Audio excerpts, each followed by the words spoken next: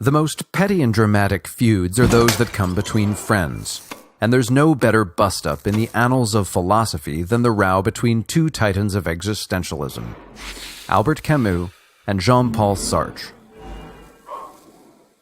Camus was from a poor Algerian family.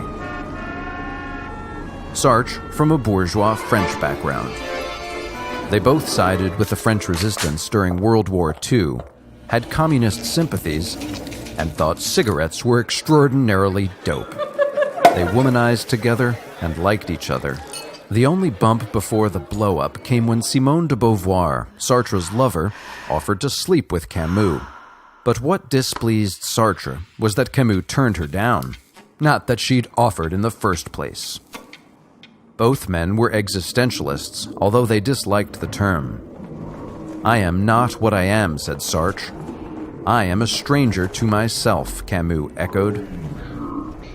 They worried about how to make meaning in an essentially absurd, godless world. It must be created authentically from within, they claimed, because we are all condemned to be free.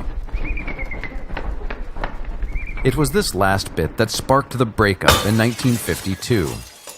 As an existentialist, Sartre cared about the radical freedom of man, but he was also a Marxist who thought history was at the mercy of material historical forces, leaving little room for personal autonomy.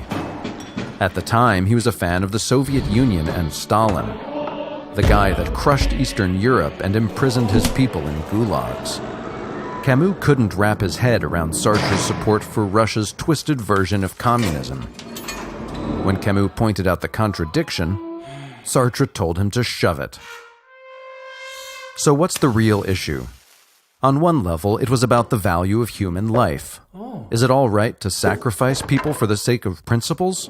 Or is life so valuable that killing can't be justified in the name of an ideal? Looked at another way, the dispute was about pessimism versus optimism. Sartre didn't think much of human nature. Hell is other people, he wrote.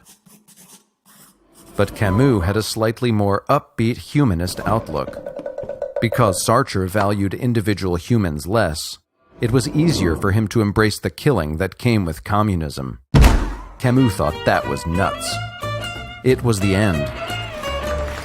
A few years later, when Camus was receiving his Nobel Prize, he said his relationship to Sartre was outstanding, because the best relationships are those in which we do not see one another.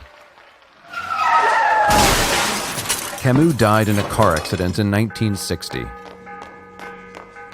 A few years before his own death 20 years later, Sartre reflected on his former rival. "He was probably my last good friend," he said.